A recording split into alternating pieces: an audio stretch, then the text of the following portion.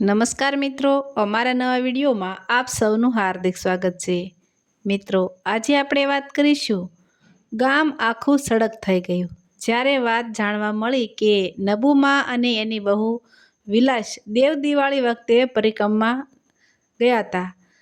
તે બોરદેવી પાસે બહુ ભીડ, તે સાસુ વહુ નોખા પડી ગયા ને તે પછી વહુ ન જડી એ નો જ જડી અને નબુ ડોશી આવ્યા એકલા અને આમે નબુ ડોશી કર્મના ફૂટ્યા હતા। 6 વર્ષ પહેલાં ધણી ગુમાવ્યો, 1 વર્ષ પહેલાં એકનો એક દીકરો ગુમાવ્યો અને આ દેવ દિવાળીએ વિલાસ વહુ। સારને સોટે ગામના ભાભાઓ આખી ઘટનાનું પોસ્ટમાર્ટમ કરવા માંડ્યા। જેમ કૂતરા ભાત વીખે એમ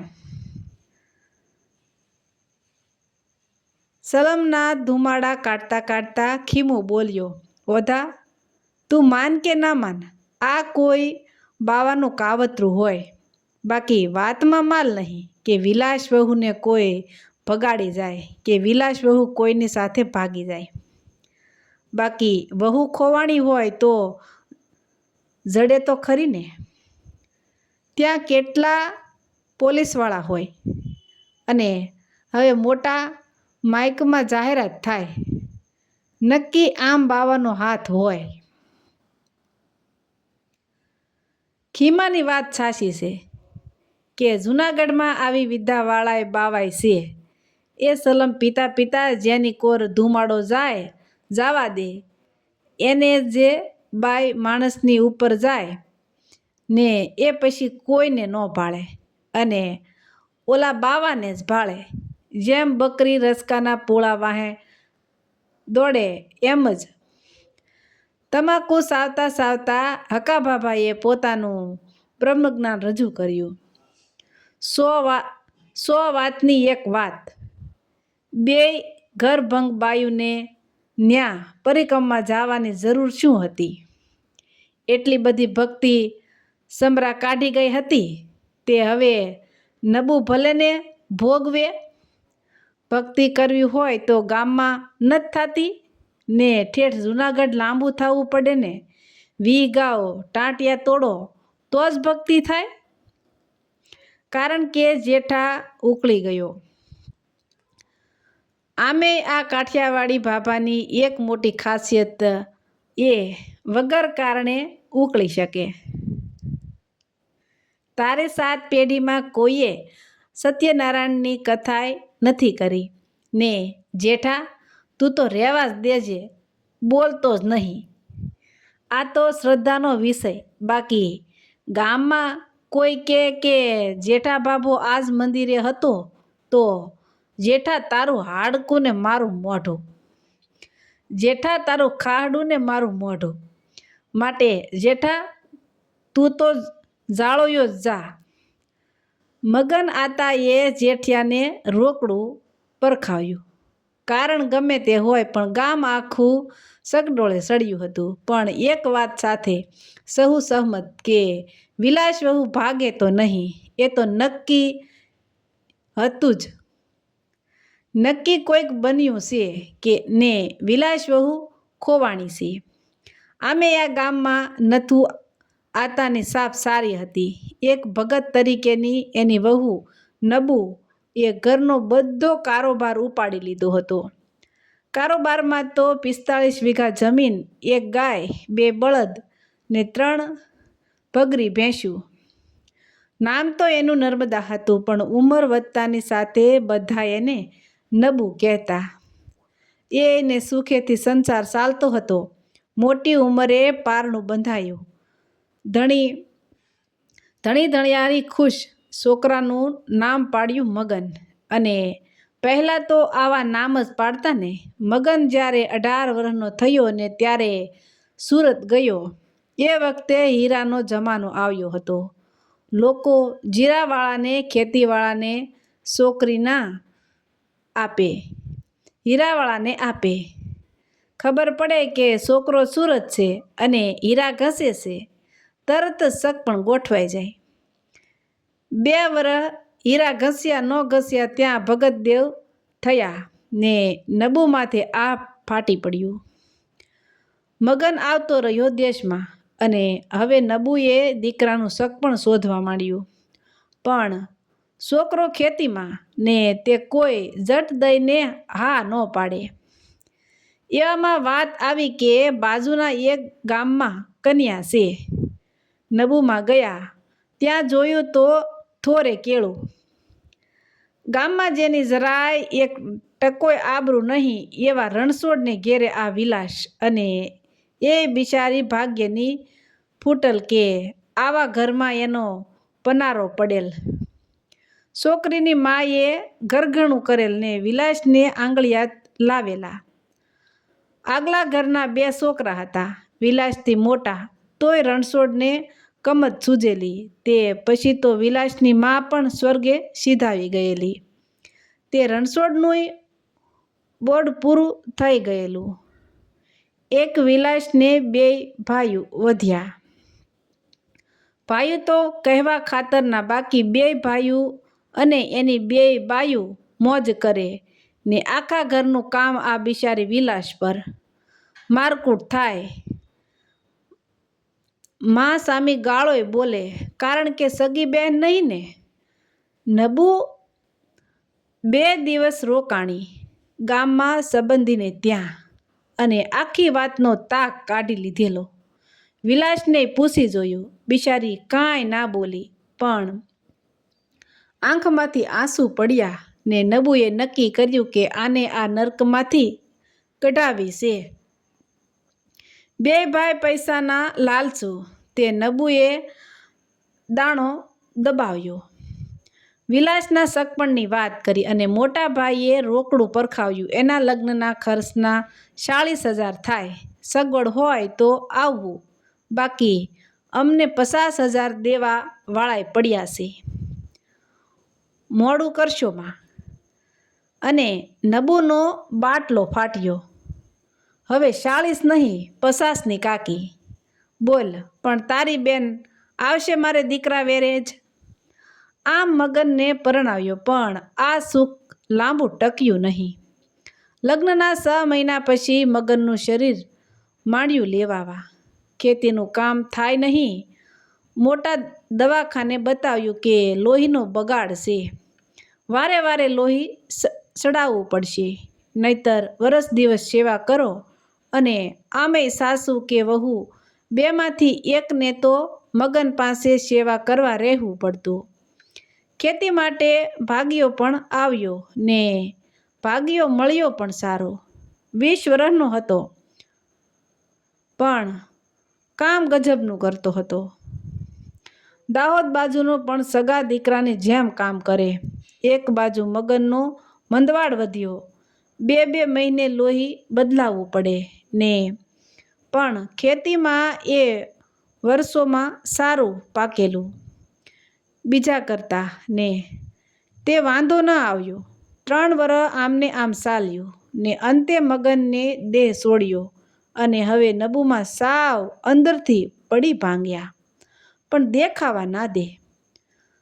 ભાગ્યાને કર્યો છૂટો, અને હવે કોના માટે કમાવાનું. બંને સાસુ વહુ થાય એટલી ખેતી કરે. મગનના અવસાનને હજી 1 મહિનો પણ નહોતો થયો ને કે વિલાસનો મોટો ભાઈ આવ્યો વિલાસને તેડવા, કાયમ માટે લઈ જવા. જેને જોઈને જ વિલાસ રોવા માંડેલી. નબુએ સા પાઈને કીધું કે હવે જો આ ડેલીમાં પગ મૂક્યો છે તો તારા ટાંટિયા ભાંગી નાખીશ. કારણ કે એને હજુ વિલાસને પરણાવી હતી અને એના બદલામાં પૈસા લેવા હતા. પૈસો શું ના કરાવે, પણ નબુએ એવો તો લંગરાવ્યો કે ઈ તો ગાંજતો ગયો. આ દિવાળીએ મગનને ગુજરી ગયે 1 વરસ થઈ ગયેલ. પડવાને દિવસે નબુએ કીધું કે વિલાસ, મારી એક છેલ્લી ઈચ્છા છે, ગિરનારની લીલી પ્રકમા કરવાની. ભગત જીવતા હતા ત્યારે તો દર વર્ષે જતી, એના ગયા પછી એવો કોઈ સમય જ ના મળ્યો કે પરિક્રમા થાય. પણ હવે ભગવાને સમય આપ્યો છે ને, તે છેલ્લી વાર મને તું એ ઈચ્છા પૂરી કરાવી દે એટલે ગંગા નાહ્યા. જી બા, વિલાસવહુ બહુ ઓછું બોલતી. વિલાસ ખાલી બહારથી જ રૂપાળી નહોતી, પણ અંદરથી એ રૂપાળી હતી. એને જે અંદરથી રૂપાળું હોય ને એ બોલે ઓછું. તે કારતક સુદ દસમે દિવસે આ બંને ઘર ભંગ સાસુ વહુ ઢસાથી જૂનાગઢની ટ્રેનમાં ઉપડ્યા ને સાંજે પહોંચ્યા જૂનાગઢ. સાથે એક થેલો લીધેલો અને ડોશીએ પણ એક થેલી લીધેલી. રસ્તામાં દામાકુંડે ચાલીને જતા હતા. વિલાસે કહ્યું કે બા, તમારી થેલી લાવો, તમને ભાર લાગશે.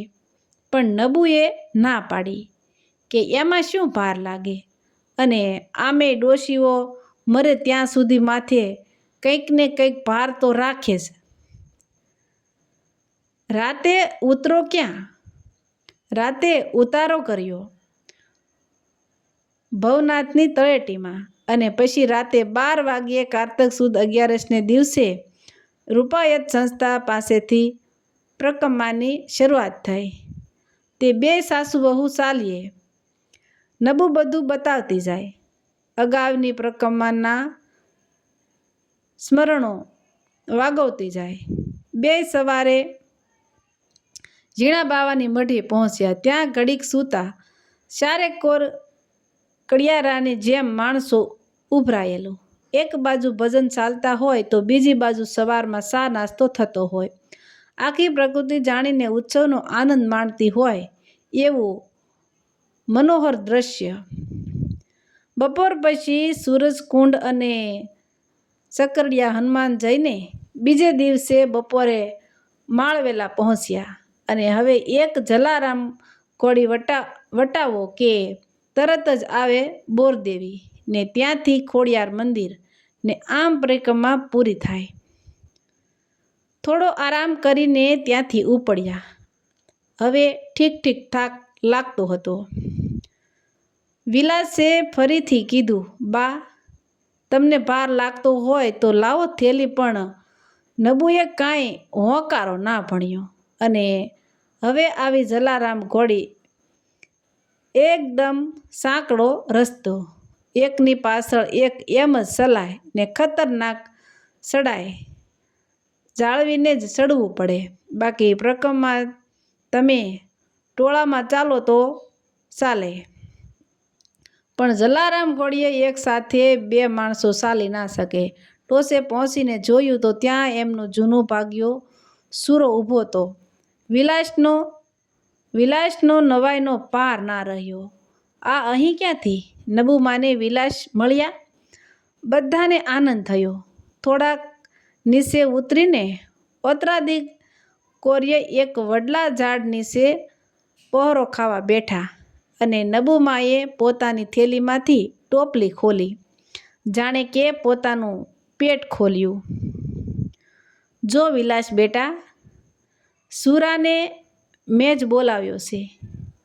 આટલા મનખામાં એ આપણને ક્યાં ગોતે? એટલે જ મેં એને કીધું તું કે જલારામ ઘોડીએ તું સવારથી ઊભો રહેજે, અમે સાંજ સુધીમાં પહોંચી જઈશું. વિલાસ બેટા, વાતને બરાબર સાંભળજો હો. મગન શરૂઆતથી જ બીમાર બેટા, પણ તોય તે 3 વરસ કાઢ્યા બેટા. બીજી હોય ને તો જતી રહે, પણ તું ખાનદાન બેટા, સાસુ ખાનદાન. અને આ સુરાને પણ તારા પ્રત્યે લાગણી એ મેં 3 વરસમાં જોયેલું. એણે પણ કોઈ દી મર્યાદા ના સાંડી. મેં એને મારા સોગંદ દીધા ને 3 વાર ફોન કર્યો ને ત્યારે એ આવ્યો છે. હું તો હવે ખર્યું પાન કાલ સવારે હોવ ના હોવ તારું કોણ? આજુબાજુમાં ક્યાંય તારા યોગ્ય મૂર્ત્યા નથી, અને હોય તોય તમને જીવવા ના દે બેટા, અને તારો ભાઈ મારા ગયા પછી તને વેચી નાખે તો આપણા ગામમાંથી કોઈ તારી વહારે ના આવે. તારો ભાઈ તને ગમે ત્યાં પરણાવે તો દુઃખી થવાનું ને. આપણા ગામ આખાને હું જાણું.